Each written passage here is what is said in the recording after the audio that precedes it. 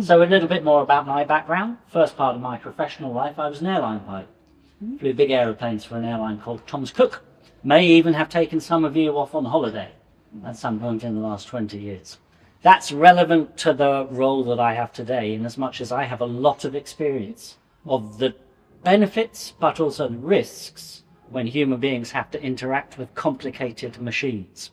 And I could regale you with stories of days when the automation really helped, really saved my bake thoughts, really helped me to do something complicated and difficult in a way that was really affirming and beneficial to the safety of the flight. And I can tell you about days when exactly the same technology did completely the opposite, discombobulated me and confused me. So our relationship with technology is a complicated one. I have some degrees in theology. I did an undergraduate degree when I couldn't get a proper job, and then for various reasons I did a master's in science and religion, and then I did a DPhil at Oxford on the subject of divine action, specifically scientific perspectives on divine action, because I'm really interested in that interface between science and theology and philosophy. And again, all of that turns out to be quite relevant to my current role, because there are a series of questions and overlaps here which it's quite difficult to tease through. And for the last 6 years, I have had a role working for the Bishop of Oxford, and to some extent also for the Church of England's central facility, which used to be called Mission and Public Affairs and is now called Faith in Public Life. So I have 3 legs to the stool I work from. The first is that I support the bishops who are in the House of Lords. That's really relevant because there's a lot of government policy around technology and AI in particular, and it's relevant because the government is now beginning to pass a series of laws. You may all have heard of the Online Safety Act, which now protects children, and the better part of the last 5 years of my life has been taken up with trying to educate and upskill the Lords so they can interact with that when it was legislation going through the House of Lords. So the first thing is government policy and regulation. The second thing is that I represent the Church of England in a group of civil society actors in this particular area. People who are trying to influence and advocate for policy, but people who are really interested in the practical, real world risks and harms, as well as the benefits.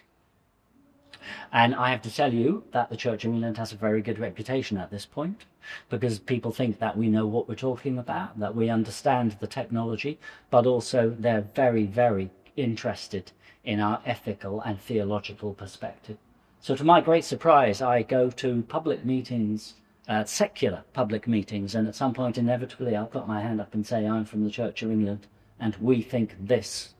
And whereas I expected to be shunned and ignored or shouted down, exactly the opposite is happening at the moment. I am really struck by the number of people who will come and find me quite deliberately at some point during the day afterwards and say, listen, I don't agree with all the things you lot believe in, but this is really interesting, and it's a doorway into a conversation about their own spirituality. And whereas in my professional life as an airline pilot, that door was closed most of the time, and it was really hard work trying to get it open, these days that door is wide open, absolutely wide open, in a way I've not seen in 30 or 40 years of being a Christian and going to church.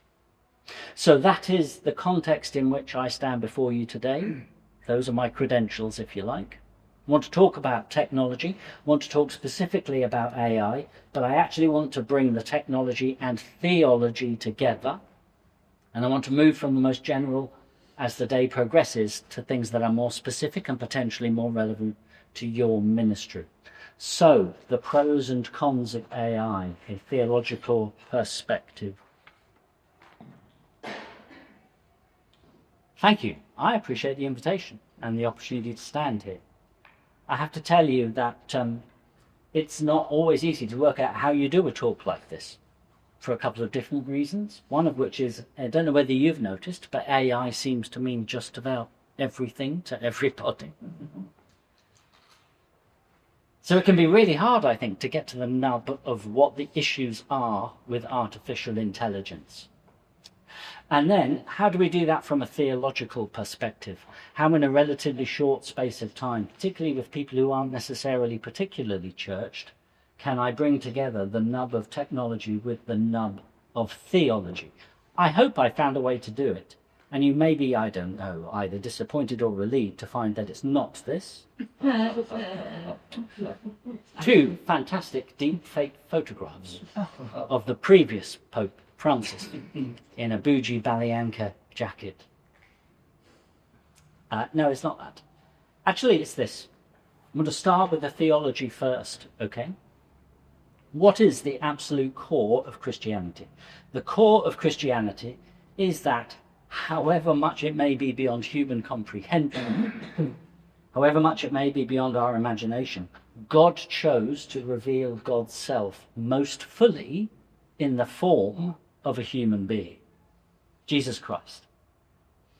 And so now we have this really practical question, which is, well, how did Jesus close the information gap?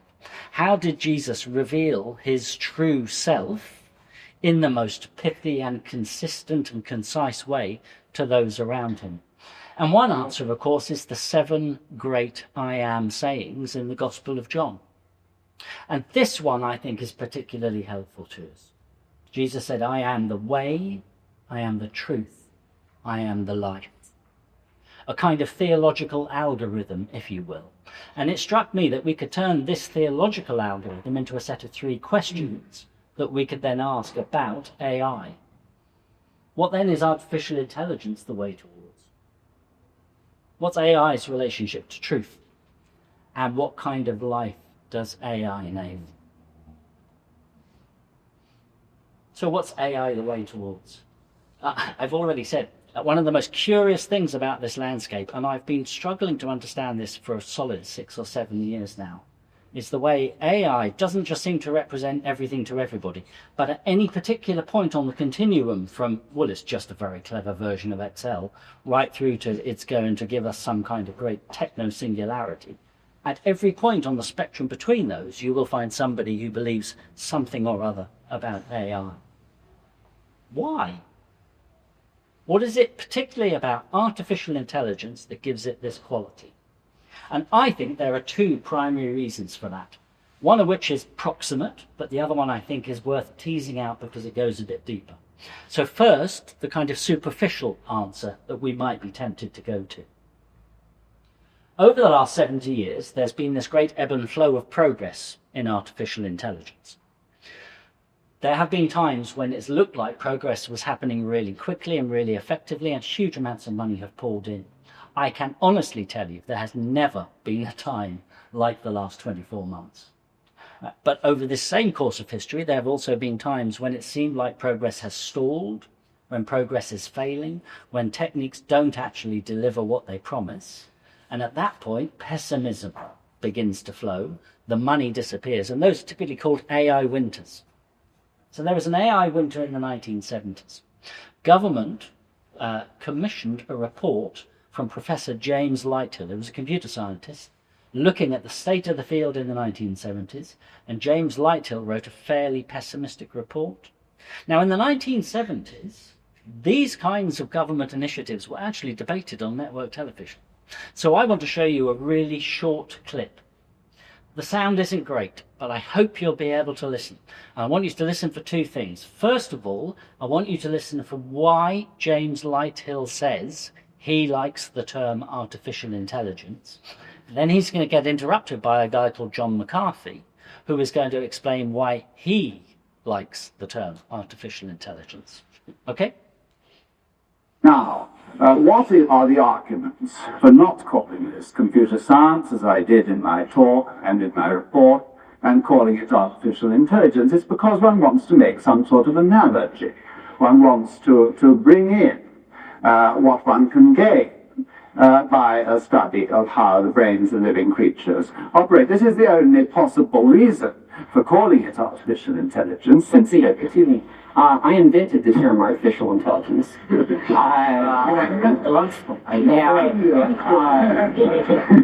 I invented it because we had to do something when we were trying to get money for a summer study.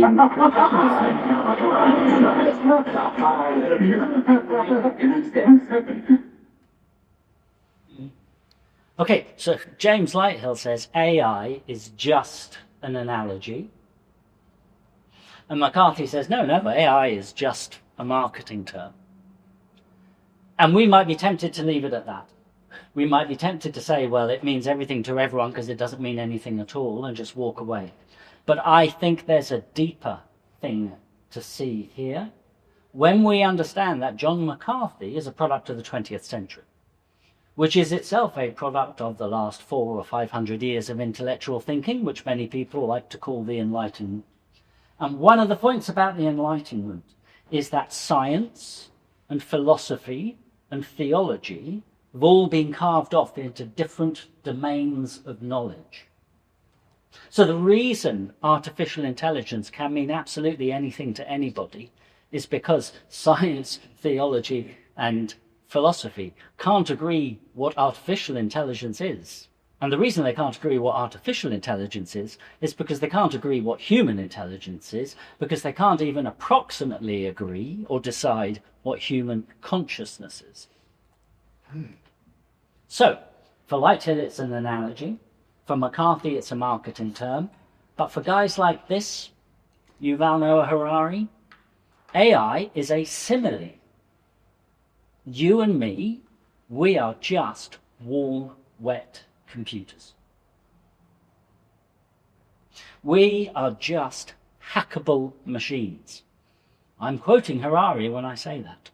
You, in Harari's estimation, are just a hackable computer. And so free will and consciousness, well, those are both completely illusory. We are just deterministic machines, warm, wet computers. Okay. So then, only the behavior that others can observe about us, only what others can see us doing externally, counts. Everything else is dismissed. Any kind of internal life, anything like consciousness, freedom, they are ruled invalid or imaginary by people like Harari. And the idea that there's anything that might lie beyond the limits of the material world is equally ruled out of court. But there's a fantastic book by a sociologist and philosopher called Charles Taylor called A Secular Age, written in about 2007, 2008. Fabulous book, really insightful, I think, because Taylor, uncovers the historical trajectory of this Enlightenment worldview and how we have ended up with what some would say isn't just a reduced but a much impoverished worldview. But I think the key insight that Taylor gives us is that he then goes on to notice that the cross pressures remain. All of those existential challenges and doubts and questions and queries, they remain even when you replace God with the immutable laws of statistics and you reduce human being to what another one of the so-called godfathers of AI, Marvin Minsky, famously dubbed meat machines. And that, I think, is the deeper insight that we want to map onto this vast realm of debate about what AI is. It has an intuitive flexibility and an intuitive attractiveness that goes way beyond simply being a nice marketing mechanism. Because if it's true that you and I are just hackable machines, if it's true that there's nothing about us after the physics, well then of course artificial intelligence can mean whatever we observe in it that looks and sounds like us. In which case, no wonder if people start to see AI as so much more than just efficient. If they begin to see it and us as some kind of way of uploading our digital minds to the cloud, a very 21st century form of Gnosticism.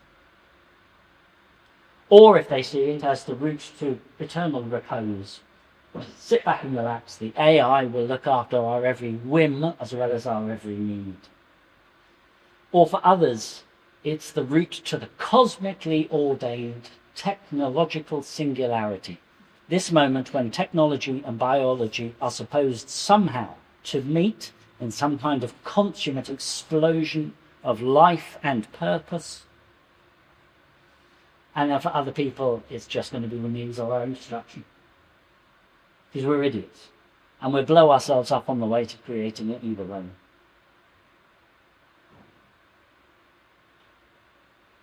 So what AI is the way towards, and the pros and cons of heading in that particular direction, well, they then become just in the eye of the beholder, don't they?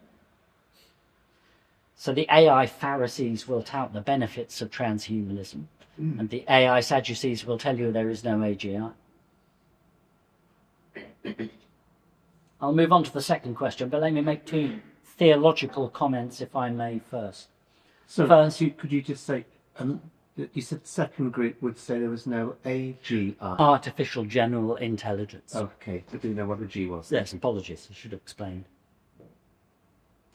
So first, full disclosure, I'm on the side of those who see absolutely nothing in the current tools and techniques, this more data plus more compute pathway that the world is on at the moment, as a route towards what I am going to call a single unified seat of consciousness, of the kind that I believe we human beings possess. I also happen to think we possess free will, but if Harari's right, I couldn't really say anything else, could I? But I also want to note how in the second chapter of the Genesis myth, there are two distinct steps in the creation of humanity. First, Adam is formed from the same material as every other living creature. But then, and uniquely so, the text says God breathed into Adam's nostrils the breath of life, and the man became a living being. And from this, I take the theological insight that the specific kind of life that Jesus is talking about in his I am saying, Zoe, to use the Greek word, that particular kind of life, in my view, is God's gift alone to give or to withhold. So I guess unlike the AI Sadducees, I would not want to say that there could never be an artificial general intelligence. But what I do want to affirm is that this richest form of life that you and I have been gifted by God, well, that's God's alone to give or to withhold. But secondly, I want to say as clearly to you as I can that I know there are Christians who are every bit as smart as me and have read as widely as me and who will completely disagree with what I've just said. Because there are a set of questions, theological and philosophical, as well as scientific, about what this technology is right now, but also about how it might potentially develop in the future, for which there are simply no knockdown arguments. In which case, one of the takeaways for us, I think, is to work out how we disagree well in community with each other. Because I don't know about you, but I think we can do a lot better than Twitter.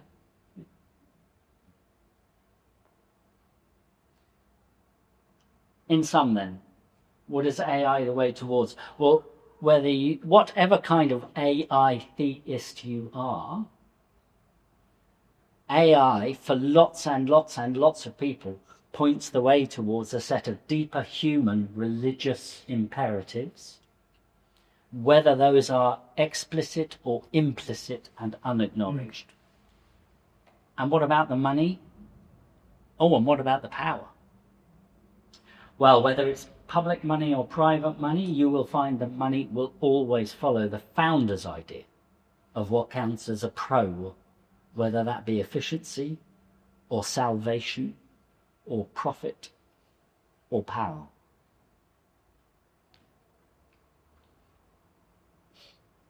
What's AI's relationship to truth then? Unfortunately, that turns out to be a slightly complicated question as well, because hidden in these vast troves of data are patterns that can reveal correlations beyond the abilities of human beings to see through their own devices. And those patterns, once they've been identified, they can be used for prediction. So one of the things AI can do is uncover hidden truths. Here's one of my favorite stories. It's been expanded from the original pioneer city, which was Buffalo in New York State. There are lots and lots of towns in the US that have a problem with lead piping. Really bad for public health, but it's not clear which houses have been upgraded and which haven't. And in places like Buffalo, they used to literally have to send a digger down the road, pick a property, dig it up at the edge, have a look, see what was there, move on to the next one if they got it wrong. And then some researchers from Georgia Tech said, well, give us all the data you've got in whatever form. And they found about 70 different data points. They put them all together. They worked out an algorithm, and they began to predict which properties in particular would need their lead piping replaced. And their detection rate went from 3% to 97%. Imagine how much time that has saved, how much money that has saved. That's fantastic. And as I say, it's now being rolled out to more and more cities. One of the interesting things here is that AI is getting really quite good at short-term weather forecasting. Better than the traditional physically based mathematical models that are being used. So AI can uncover some hidden truths. But AI can also perpetuate some very undesirable truths.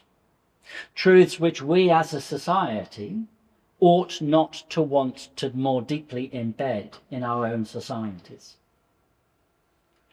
So in the States, a computer program was used to predict the likelihood that prisoners would reoffend when they were released. And after some months of running this, they noticed a particular pattern, that it would predict that it was black offenders who were the most likely to reoffend. But the reason it would predict that you were so likely to reoffend is because you had the same skin colour as most of the people in the prison system. Because most of the prisoners in the American system are black. So all the algorithm was doing was perpetuating a systemic bias, which is there for all kinds of other reasons. Or AI that's used for hiring. Google had great success trying to hire engineers some years ago because they looked back at their hires over the previous 10 years and said, well, we want more people like that, don't we? Which was great as long as you happen to be white, male, in your early 20s, and from the right part of America. These are systemic biases hidden in the data, and the patterns represent how we as a society have conducted ourselves over the decades, for good but also for ill. And we don't want to use this technology to perpetuate, to automate, to more deeply embed those practices. So AI can do two things. It can uncover a hidden truth. It can perpetuate an undesirable truth. And of course, it can completely replace the truth. And sometimes that's funny. A pope in a deepfake photo. But the story on the left here is a bunch of school kids in northern Spain last year who downloaded an app. And the app said, yeah, tell us about your friends. So they would put in the name of the girl in their class, and the app would go off and it would find the girl's Facebook account, and it would take her photo, and it would use that to create a deepfake porn image. Decimated a town. Young boys with criminal records. I can't imagine what it would be like to be one of those girls. So how ought we to deal with this technology? Pretty carefully, I'd say. We need to treat it with caution because it may contain several things we don't want. One of the first things to point out is our own automation bias. I said earlier that I had a background as an airline pilot. I can tell you about automation bias. It's that tendency to say, oh no, the machine knows what to do. I'm not quite sure what's going on there, but I'll trust the machine. I'll trust the machine. And that is something that is deeply wired into all of us. There's none of us that are immune to automation bias. So the clip I have is from a story against Georgia Tech, actually. They ran an experiment. They created this thing. Can you see it here? Firebot. And the experiment was very simple. get some students to come into an office space that they had mocked up for an interview. And the firebot was supposed to take the student to the place where the interview was happening, but it was deliberately programmed to go wrong, to lead them down the wrong corridor, to lead them into a cul-de-sac, to lead them to the wrong room, but eventually to get them to the right room. And once they were sat down in the right space, waiting for their interview, a pretend fire alarm was triggered. And the experiment was this: what will you do? Will you follow Firebot, or will you follow your own eyes and ears? And will you look at the signs above your head? And in their experiment, every single student chose to follow the robot. So none of us are immune to this, in which case we do want to treat AI with caution. We want to treat it with caution because it may contain nuts. Like the Google recommendation, which actually comes from a single Reddit, which suggested that the best way to stop cheese sliding off your pizza in the oven is to glue it down with Phrasey glue. May contain exaggeration. Does AI know you better than you know yourself? Good heavens, no. How could it? Netflix can't even work out what film I want to watch next. May contain manipulation. The paper is absolutely rammed, isn't it, with stories of social media going wrong. The devastation we have wreaked on a generation of teens is quite a thing. Oh, and it may contain fraud. Here's a story from earlier this year. A finance worker in a big company who was naturally, genuinely skeptical, found himself on a virtual call with 3 colleagues, and the boss said, "No, I need you to do this really urgently, $25 million, it's got to be wired now." And the guy was genuinely skeptical, but so convinced was he that he was really and truly on a call with 3 colleagues he knew well, that he went ahead and wired the money, only for everyone to discover afterwards that all 3 of the colleagues on the call had been deep-faked and nobody was with. Sorry, do you mean that that's basically recordings of their voices? Or recreations of voices that the person would have known? At this point, the technology is so sophisticated that if I could get a hold of about 5 seconds of you speaking, I could recreate your voice in a way that nobody in this room would be able to tell was not you. There is a slight caveat though, isn't it? Because I know that in the acting world, there's some concern about their voices being captured, and some people who, as they've approached death, did have their voices digitized. But someone pointed out that you can digitize someone's voice, but you can't create a soul behind the voice. So it's not perfect yet, is it? So I would say it's nothing like perfect, and I hope one of the things we might get into later today actually is to talk about so-called death tech and to talk about the way this kind of technology is being used in ways like that, because I think that's going to be really, really relevant to all of your ministry. I do think that's something I hope we'll pick up and discuss further as this goes on. Last point obviously is deception. You might remember Martin Lewis is constantly excised because he's being scraped and used for deep fakes and comms and all kinds of things. I just want to say, if I may, that if any of us in this room think we will be able to look at a photo and tell whether it's a fake or not, we're kidding ourselves. If any of us in this room thinks we're going to be able to listen to a voice and tell whether it's fake or not, we're kidding ourselves. If any of us in this room thinks we're going to be able to look at a photo or anything like that and tell whether it's fake or not, we're absolutely deluding ourselves. I know people in this space who are establishing safe words with their family and their friends because there are a whole bunch of comms going around where it sounds for all the world like it is your 18-year-old son who has broken down or been arrested and needs you to transfer money now. And people have got so close to transferring that money because they have been so convinced, like the finance worker was. And All I can say is we delude ourselves if we think we are immune to that kind of deception, because the technology really, really, really is that good already. But another couple of points, if I may, about the difference between the I amness of Jesus, who came fully embodied, fully ensouled, and the I amness of AI. Or rather, I think it should be the it isness of AI.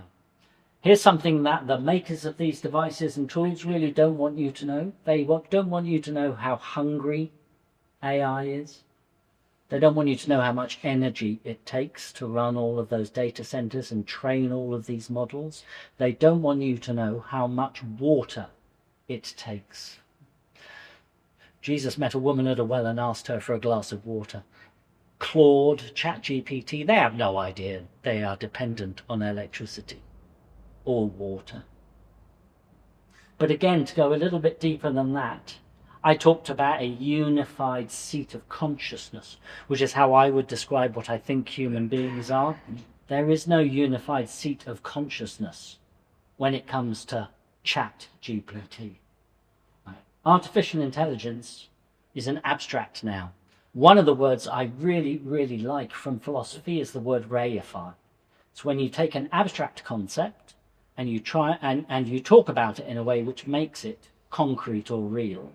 And the way we use language, we do that all the time. But we trick ourselves a little bit if we do that. There is no single unified seat of anything and ChatGPT. So all of you could log on right now. All of you could ask ChatGPT something completely different. And you'd all get an answer. Because there is no single unified thing. ChatGPT is a company. It's a service. It's a tool. And only thing it knows is the data it's been trained on. So it has no idea how the real world works. And that is why it will quite happily recommend that you glue cheese on your pizza. Or it will very happily give you a fantastic recipe for a foraged mushroom. Just happens to be the case that that particular mushroom concentrates truly lethal amounts of arsenic.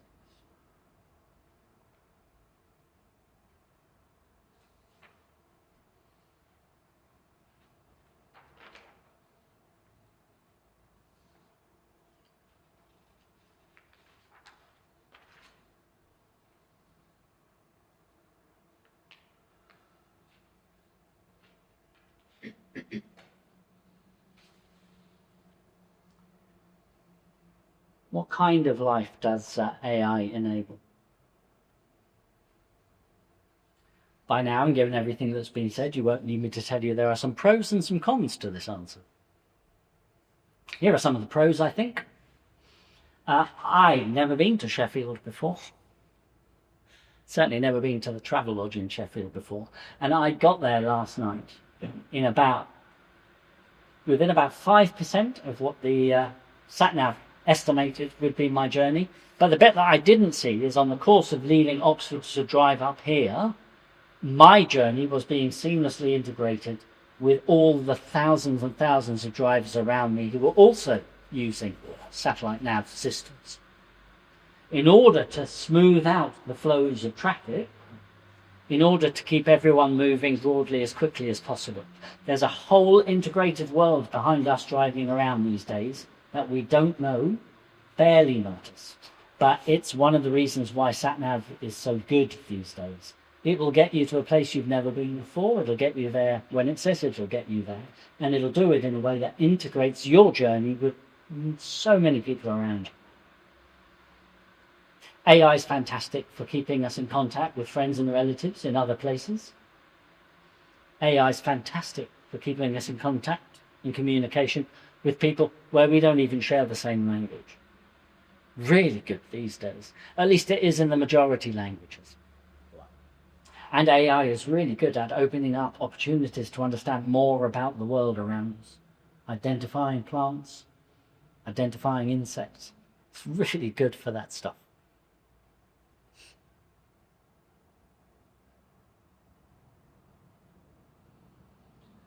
But AI is a route to death as well as to life. So there's a horrible story here, not just the one about their kids in Spain, but a story here about a mother whose, I think, 14-year-old son killed himself, struggling with life, formed a really close bond with an AI chatbot, began to ideate with the chatbot in his, you can read the transcripts of his conversation, that maybe he'd be better off dead because then he could be with her. And the chatbot effectively said, yeah, come, looking forward to seeing you. So this kid killed himself in the end. There's some research that was published in The Guardian this morning.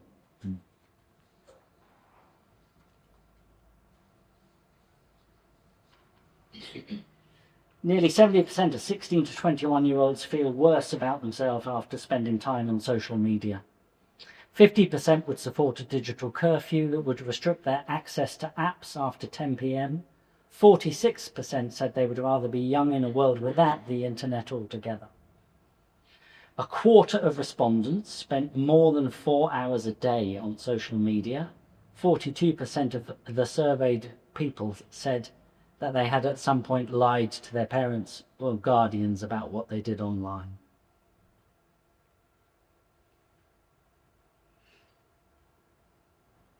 So I want to introduce you to somebody called Joseph Weizenbaum. You look at the picture on the left, you might notice John McCarthy from the earlier video, second guy from left. And the guy furthest over on the right, that's a young Joseph Weizenbaum. Joe Weizenbaum was around in the 1960s with this crew from MIT who were often called the godfathers of AI. Joseph Weizenbaum created pretty much what is regarded as the world's first ever chatbot, a thing called Eliza. Really simple. You can imagine how complicated computer script was in the 1960s. And Eliza was a chatbot based on something called Rogerian therapy. In Rogerian therapy, I say something to the therapist, and the therapist picks out a key word in whatever I've just said, and either pitches it back to me as a statement or as a question, inviting me to expand further on. Something that is very easily computerized. So Joe Weizenbaum wrote this computer script for Eliza and began to experiment on his students, and was utterly horrified by what he found. Because he found that not one of his students could avoid deeply imprinting psychologically and treating Eliza as if Eliza was a real person. So Joe Weizenbaum tells a story about one day he's in the office with his secretary, who has seen him write this, has played around, that knows how easily it is broken, how easily it is fooled, how easily it is revealed as a very artificial entity. And yet she sits down at the computer to have a chat with Elijah, turns around to Joe and says, "Would you leave us alone, please? We'd like some privacy." Joe Weizenbaum became increasingly concerned about the ways in which computers were being used to do things for which computers ought not to be used. He was really concerned about the therapeutic use of computers. And he wrote this paper, which I cannot recommend highly enough, because honestly, I think it is prophetic. Written in 1973, 1974 maybe, and it's open source these days. It's called On the Impact of the Computer on Society.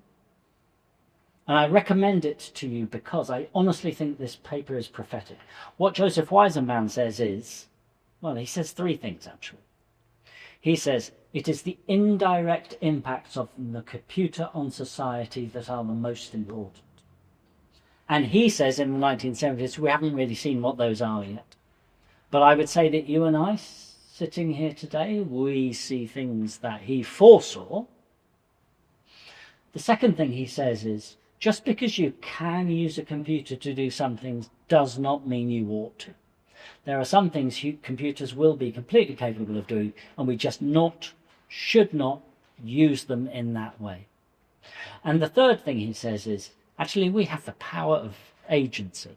We have the power to choose. As society, as individuals, it is up to us to decide how this technology is used.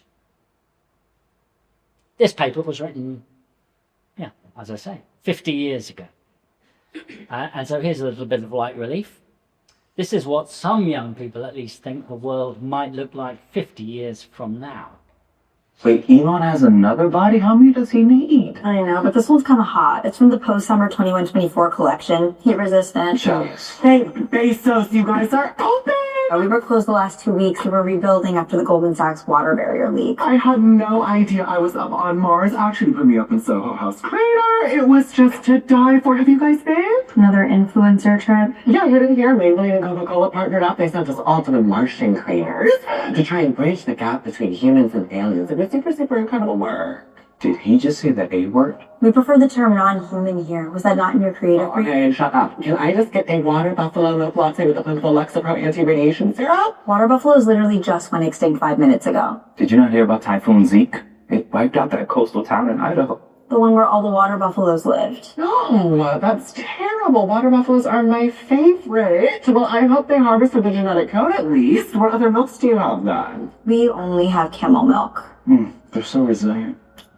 Oh, 20,000 air credits? That is insane. You guys know how much air that can get you on Mars? 2 weeks. Or you could watch 200 hours worth of ads instead. I just got the new body, the same one Elon Musk got. Heat resistant, babe. Oh, I'm gonna take it out. Oh. That's why you never get bodies when they first come out. I showed that video to some young people in a church yesterday, and they were howling with laughter. I was struggling to understand. Yeah.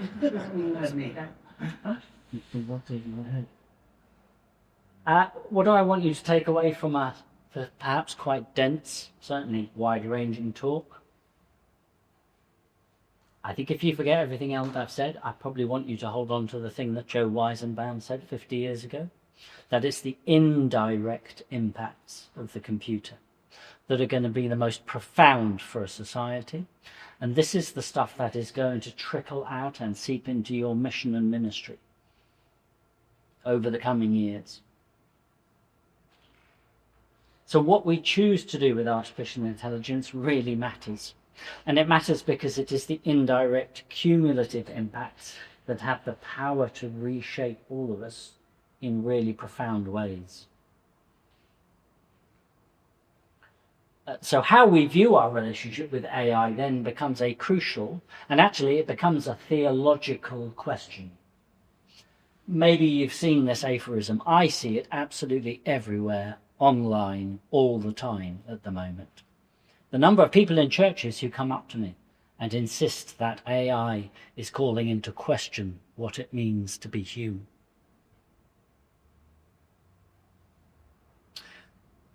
I don't like this phrase, partly because I think it is inviting us to remake our image in the image of artificial intelligence, which I think becomes a little bit clearer when you turn this statement into a question and say, well, is artificial intelligence calling into question what it means to be Jesus?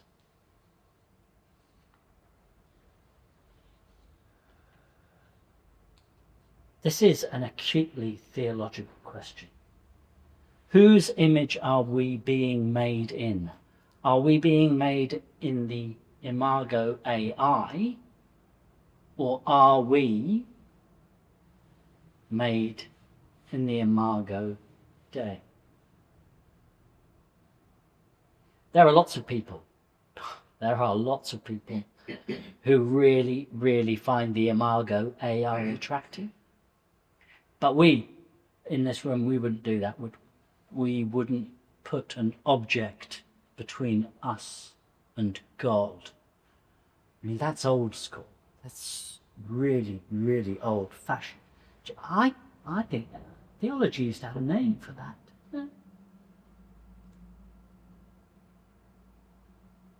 Thank you very much.